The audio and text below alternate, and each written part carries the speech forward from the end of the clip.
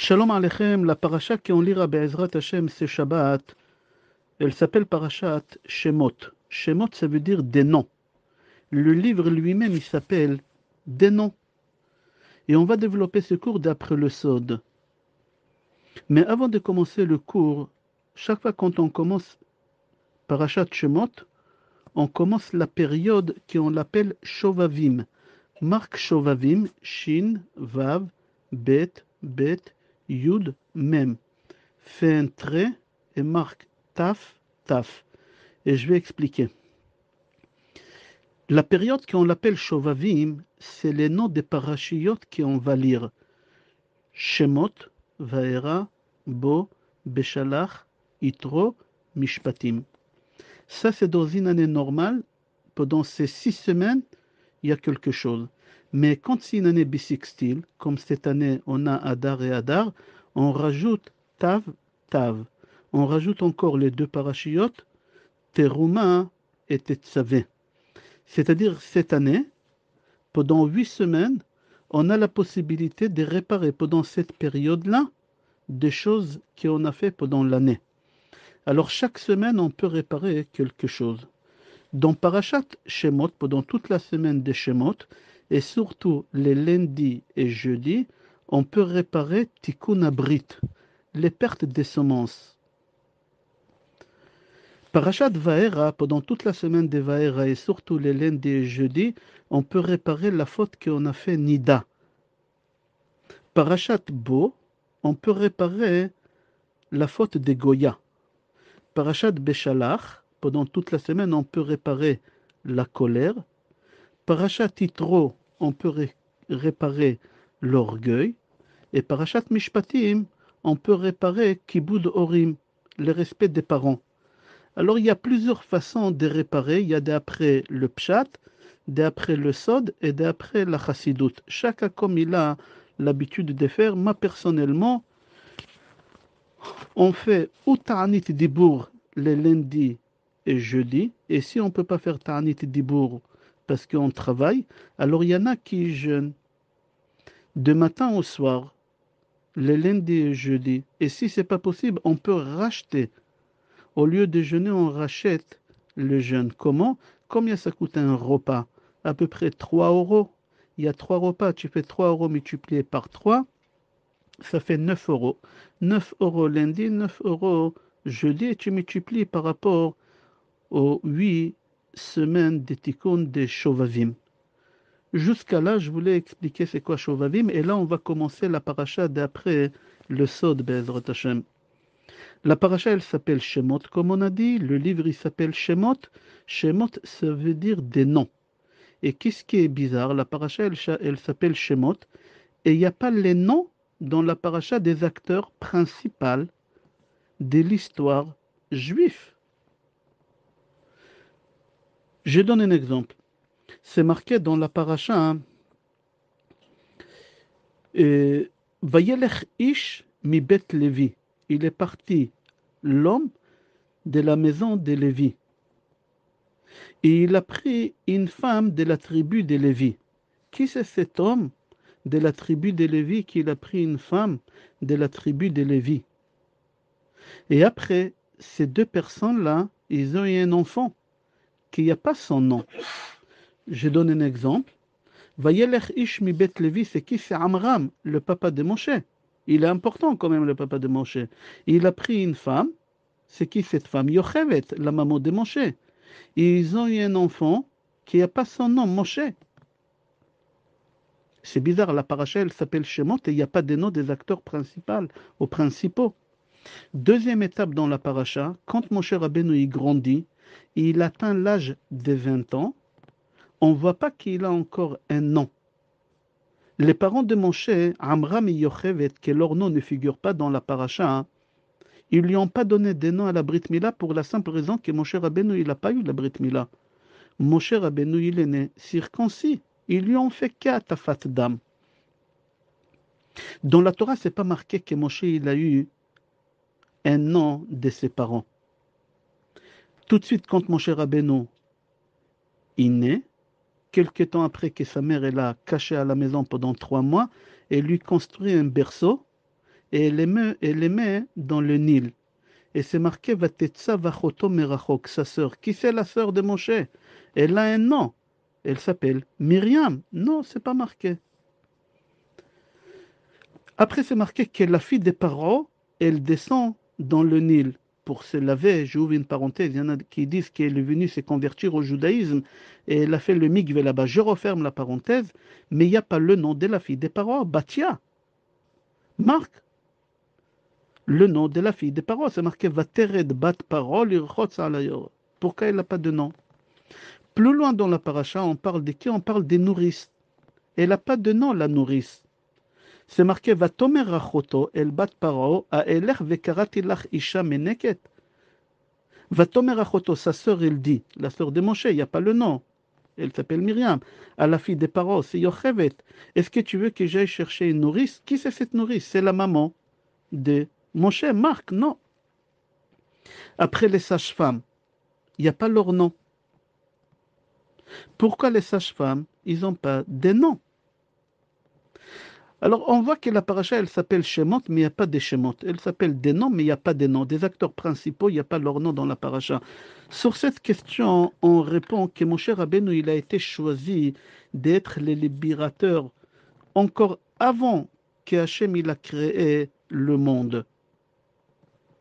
Au moment qu'Hachem il a créé le monde, Hachem il a choisi Moshe Rabbeinu, que c'est lui qui va libérer les bénis Israël de l'esclavage.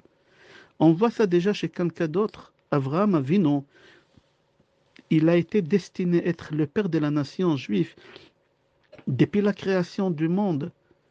C'est marqué Elle toldot hashamayim ve'haaretz be'ibare'am. À la création du monde, c'est marqué Elle toldot hashamayim ve'haaretz be'ibare'am. La Gemara dit Al tikri be'ibare'am ela be'avraham. Qu'Akadosh Baruch Hu, il a créé le monde uniquement pour le peuple juif et le père de la nation des peuples juifs, c'est Avraham. C'est-à-dire que aussi l'homme qu'Akadosh Baruch Hu, il a désigné depuis la création du monde, celui qui va faire descendre la Torah du ciel sur terre, c'est Moshe Rabbeinu. La preuve, c'est marqué dans Mishnah Maxime de nos pères, Asara Dvarim Nivreu Be'erev Shabbat Ben Hashmashot. Akadosh Baruch Hu, il a créé 10 choses avant la rentrée de Shabbat.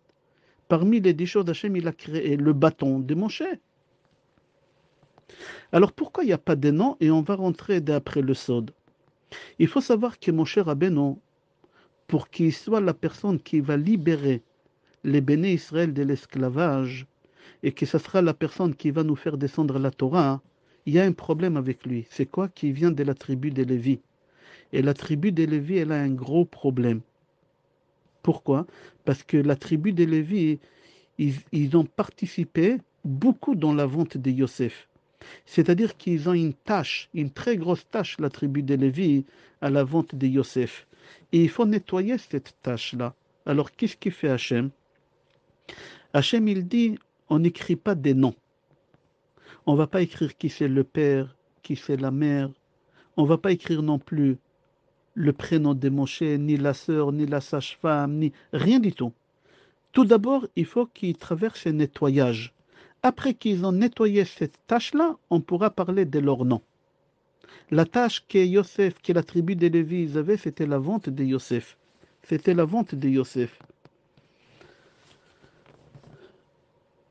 Et comme ils ont pris Yosef, quand Yosef, ils l'ont vendu, pour le moment, c'était encore le Benjamin. On l'appelle Ben Zikunim, c'était le Benjamin. Alors ils ont pris, écoute bien, ils ont pris Yosef, qui c'était le Benjamin, et ils l'ont vendu aux Égyptiens. Là, on prend le Benjamin d'Amram, qui c'est Moshe, parce que Moshe, il est né après Myriam. Myriam, c'était l'aîné, après Aaron, et après Moshe. Moshe, c'était le Benjamin. Alors, comme Yosef, c'était le Benjamin, on l'a pris, on l'a vendu au Midianim, et après, il est parti en Égypte. La même chose, on prend maintenant Moshe, qui c'est le Benjamin d'Amram, et on le vend à qui? Aux Égyptiens. À Bathia, la fille du roi d'Égypte, qu'elle représente l'Égypte. C'est-à-dire, comme Yaakov, il n'a pas mérité de faire grandir son fils Yosef, uniquement pendant 17 ans, et seulement après 22 ans, il va rencontrer son fils Yosef. Moshe Rabbeinu, c'est la même chose. À l'âge de 2 ans, on a pris Moshe de sa mère, parce que pendant 2 ans, c'est elle qui l'a allaité. Et seulement à l'âge de 20 ans, Yosef, il sort pour voir comment ça va ses frères. C'est-à-dire que comme Yosef, pendant 22 ans, il se dévoile à ses frères, comme ça, mon cher Rabbeinu, ça se passe exactement la même chose. C'est-à-dire, qu'est-ce qu'il a traversé Yosef? Mon cher Rabbeinu, il doit traverser pour nettoyer. Comme Yaakov, il n'a pas fait éduquer son fils Yosef, comme ça, les parents de Moshe, ils n'ont pas pu l'éduquer. Viens voir comment ils ont vendu Yosef. Les frères de Yosef, ils l'ont vendu aux Ishmaélim. Les Ishmaélim, ils l'ont vendu aux Midianim. Les Midianim, ils l'ont vendu aux Égyptiens. Mon cher Rabbeinu, il est obligé de traverser le même itinéraire. Mon cher Rabbeinu, il est en Égypte, il se sauve où? À Midian. Pourquoi il va à Midian? Pour commencer le nettoyage. Comme Yosef Hatzadik, il était à Midian et après ils l'ont vendu aux Égyptiens. Mon cher Rabbeinu, il repart au Midian où Yosef, il était pour réparer qu'est-ce qu'ils ont fait. Et après, Moshe, il va en Égypte. Viens voir, regarde comment c'est extraordinaire. Mon cher Rabbeinu, il arrive à Midian. Yitro, son beau-père, il croit que c'est un espion. Comme ça, c'est marqué dans le Midrash. Et même Rashi ramène ça. Alors, comme Yitro, il ne connaît pas Moshe, il croit que c'est un espion, il le met en prison pendant 10 ans. Moshe Rabbeinu, il a traversé 10 ans à Midian en prison. C'est exactement ce qu'est Yosef. Il a traversé en Égypte pendant 10 ans la prison. J'ouvre une parenthèse. Les 2 années en plus que Yosef il était en prison, c'était de sa faute, pas de la faute de ses frères. Je referme la parenthèse. Yosef, il sort de la prison à Rosh Hashanah et il devient le roi d'Égypte. Moshe Rabbeinu, son beau-père, il le fait sortir de la prison à Rosh Hashanah et il devient le roi sur Israël. C'est-à-dire tout ce que Yosef il a traversé, c'est obligé que Moshe Rabbeinu il traverse pour nettoyer. Maintenant, on comprend pourquoi dans la paracha, qu'elle s'appelle Shemot des noms, il n'y a pas des noms. Viens voir concernant les noms. Paro, il donne un nom à Yosef. Il l'appelle Tsofnat Pa'aneach. Maintenant, Bathia, la fille de Paro aussi, elle donne à Moshe. C'est-à-dire, qu'est-ce qu'il a eu Yosef? Moshe, il a eu la même chose. C'est-à-dire que le nom de la paracha, c'est la réparation que Moshe il a à faire ici. Il n'y a pas de nom parce que Moshe Rabbeinu il est venu faire d'abord un tikkun à toute la tribu de Lévi à cause de la vente de Yosef. C'est pour ça qu'il n'y a pas de nom.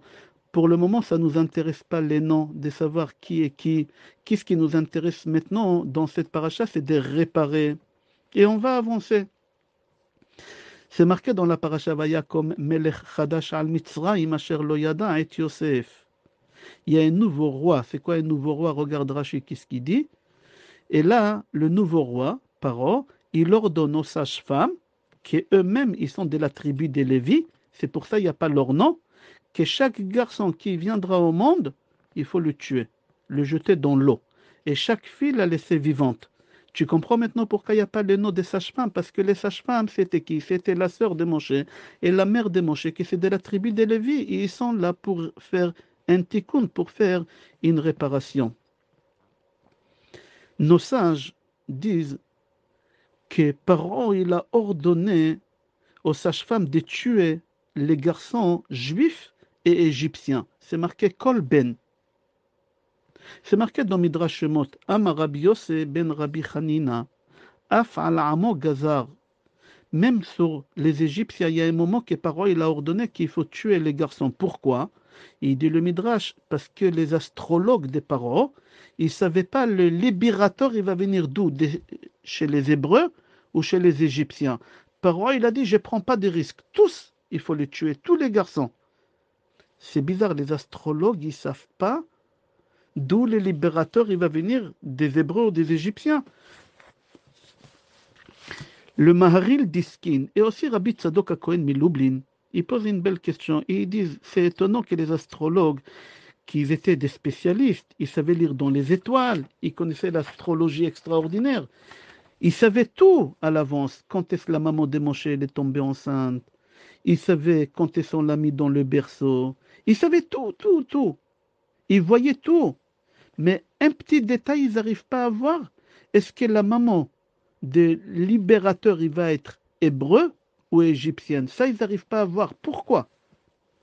Écoute une réponse extraordinaire il donne Rabbi Tzadok HaKohen Milublin. Il y a une Gemara de Megillah, page Yud Gimel. Il y a un pasouk dans Divrei Hayamim, chapitre 1, pasouk 4. Écoute bien le pasouk. Veishto HaYehudiya, sa femme juif, Yalda et Yered Avigdor, ve'et Chever Avi Suko, ve'et Yekutiel Avi Zanoach, ve'ele bene Batia asher lakach mered. Là-bas, la Gemara, elle pose une question et dit, de qui on parle ici dans ce pasouk? Qu'elle a eu des enfants, qu'on l'appelle juif. Batia. Batia, la fille des parents, on l'appelle juif. La Gemara, elle répond, elle dit oui, comme j'ai dit au début du cours. Quand elle est descendue dans le Nil, c'était pas pour se laver, c'était pour se tromper, pour se convertir au judaïsme. C'est-à-dire que quand on dit dans le pasouk d'Ivrei Hayamim ve'ishto haYehudiya, on parle ici des Batia qu'elle s'est convertie au judaïsme. Alors la Gemara, elle pose une deuxième question. Comment ça se fait que c'est marqué que c'est elle qui a mis au monde Moshe? C'est marqué Yered Avigdor. Avigdor, c'est Moshe. Mais la maman de Moshe, c'est pas Yochevet. Et pardon, c'est pas Batia. C'est Yochevet. Pourquoi on dit que Moshe c'est le fils de Batia? Pour te dire que tout celui qui adopte un orphelin ou une orpheline, c'est comme si c'est ses enfants. C'est-à-dire, qu'est-ce qu'on va dans cette Gemara-là? Que la Gemara nous précise que Moshe, c'est le fils de Yochevet et le fils de Batia. Alors il dit, Rabbi Tzadok HaKohen Milublin, maintenant tu comprends pourquoi les astrologues, ils n'ont pas pu comprendre et déchiffrer de où le libérateur, il va venir des Hébreux ou des Égyptiens. Ils n'arrivaient pas à comprendre, ils ne savaient pas c'est quoi une conversion. Yosef, il est compté chez Hachem comme le fils de Batia, et en même temps il est compté comme le fils de Yochevet. Et c'est ça ce qui les a embrouillés. On va avancer encore un tikkun qu'Amram y fait dans notre paracha à Shimshon et à Lévi. Les deux en même temps. Quand Paro, il ordonne que tous les garçons, il faut les jeter dans le Nil, qu'est-ce qu'il a fait Amram? Tout de suite, il a quitté sa femme. C'est marqué dans Gemara Sota, page Yud-Bet, Amoud Aleph. Vayelech ish mi bet Lévi. Où il est parti? Amar Rav Yehuda bar Zavina. Il a suivi qu'est-ce que sa petite fille, elle lui a dit, Myriam, elle était petite, elle avait 5 ans et demi. Écoute bien, Amram, c'était le géant de la génération, c'était le chef de toutes les tribus. Qu'est-ce qu'il fait Amram? Il décide de divorcer de sa femme. Et comment ça se fait qu'il reprend sa femme? Sa fille lui a dit, papa, et la petite, elle a que 5 ans et demi, papa, tu es pire que Paro. Paro, il a ordonné que sur les mâles. Et toi, maintenant que tu as divorcé de maman, tu n'auras ni garçon ni fille. Qu'est-ce qu'il fait Amram? Il dit, elle a raison, ma fille. Il reprend sa femme, il s'est remarié avec elle. Comment tu suis? Qu'est-ce que ta fille, elle te dit des 5 ans et demi? Moi, ma fille de 5 ans et demi, elle vient, elle me dit quelque chose pareil. Je lui dis, prends une sucette et monte au lit dormir. Mets ta tête et monte au lit dormir. Non, mais ici, Amram, il écoute. Une fille de 5 ans et demi, il dit, j'ai fait une erreur. Et il reprend sa femme. Il n'a pas peur qu'on va lui faire la remarque. Comment ça se fait? Il répond le Nachalat Dvash que les frères Shimon et Lévi, ils ont fait une erreur, mis à part la vente de Yosef. Ils ont fait une erreur. Quelle erreur ils ont fait? Ils ont tué tous les habitants de Shrem sans consulter leur père. C'est marqué dans Sefer Bereshit, chapitre 34, pasuk 30. Akartem oti le'avisheni biyoshev haaretz. Ça veut dire quoi? Yaakov dit à ses enfants, Shimon et Lévi, vous avez un père, vous avez un chef, vous avez quelqu'un d'adulte. Pourquoi vous n'êtes pas venu me consulter avant de faire ce que vous avez fait? Vous avez fait ça de vous-même. Hachem, il a dit ça aussi, il faut réparer. Comment? Amram, il a pris la décision de divorcer de sa femme et il n'a pas écouté qu'est-ce qu'il est grandi, il a écouté maintenant qu'est-ce qu'il est petit, lui dit. Sa fille Myriam de 5 ans et demi, il a écouté pour réparer l'erreur qu'ils ont fait Shimon et Lévi. Et comme ça a été réparé la faute de Shimon et Lévi. On va avancer encore d'après le Sod dans la paracha. C'est rapporté dans Gemara Sanhedrin, page Kuf Yutet, qu'un hébreu qu'il n'arrivait pas à ramener assez des pailles pour fabriquer des briques. Et ils ne pouvaient pas fabriquer autant de briques qu'il fallait, la quantité qu'il fallait tous les jours. Qu'est-ce qu'on faisait? On prenait son fils ou sa fille et on les remplaçait à la place des briques. Comme ça, c'est marqué. Là-bas, la Gemara, elle raconte, Tanya, Amar Rabbi Elazar bar Rabbi Yossé, פעם אחת נכנסתי לאלכסנדריה של מצרים. Une fois, je suis parti en Alexandrie, en Égypte, et j'ai rencontré la Bazaken, j'ai rencontré un vieux homme. Il m'a dit, ce vieux, Bover Eka, Ma'asu Avotai le Avotecha, viens, je vais te montrer qu'est-ce que mes ancêtres, ils ont fait à tes ancêtres en Égypte. Qu'est-ce qu'ils ont fait? Ils ont pris vos enfants, ils les ont noyés dans l'eau. Ils ont pris des enfants, ils les ont tués avec une épée. Ils ont pris des enfants, ils les ont torturés. Il dit à Al-Shikh HaKadosh, ראוי לכל איש חכם לבב לדעת על מה עשה השם ככה לקדושים אשר בארץ המה. Le Al-Shikh HaKadosh, il dit, il faut que tu cherches à comprendre pourquoi Kadosh Baruch Hu, il a fait en sorte que les béné Israël, ils vont mourir dans ces sortes-là.